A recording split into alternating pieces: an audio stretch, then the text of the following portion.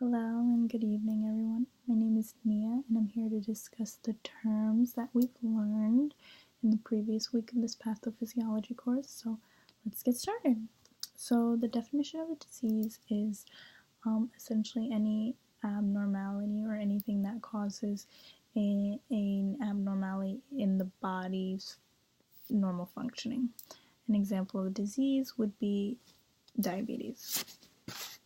Disease classification is how you would group and identify a disease based on the location of the disease in the body, how long the disease lasts, whether it's chronic or acute, how the disease was contracted, if it was communicable or non-communicable, etc., etc. And an example of that is diabetes is a chronic disease of the liver.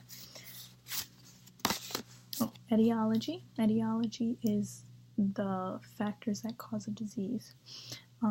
They can be physical, chemical, nutritional deficit. They can be from pathogens. So, for example, someone who develops lung cancer from smoking, the etiological factor is the smoking, or can be the smoking. Pathogenesis is how a disease begins and develops.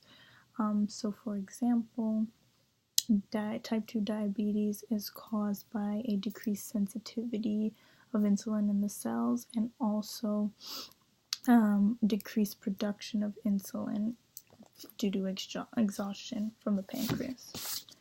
Symptoms are anything that a patient communicates to you as an issue, but you can't necessarily see. So, for example, a person diagnosed with clinical depression might say that they feel a loss of motivation or they feel fatigued, and that's something that they present with, but you can't really see.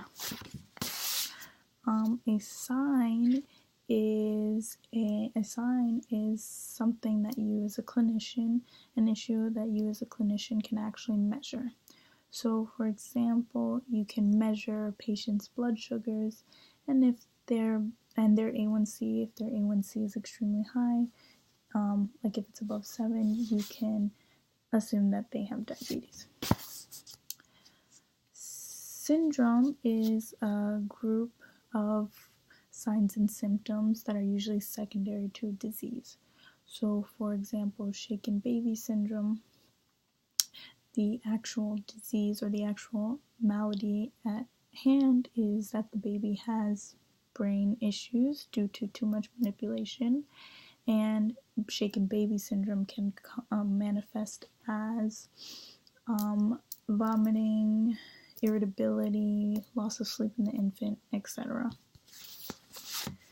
A diagnosis is what you as a clinician can determine the patient to have based on the presenting signs and symptoms.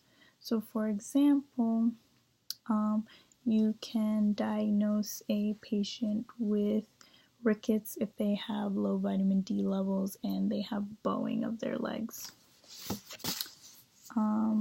Complications are any secondary issues that come from a disease or from a treatment of disease. For example, gangrene is a complication of diabetes, and it's an issue all on its own. Prognosis is what you can expect with your expert opinion, what you can expect the outcome, the future outcome of the patient to be after the disease has run its course. So, for example, if a patient comes in with night blindness due to vitamin A deficiency, my prognosis could be that the patient, given they complete their supplementation therapy, might reverse the night blindness in 5 months. And finally, diagnostic media is any tools used to determine what disease a patient has. So, for example, I work with a nurse practitioner.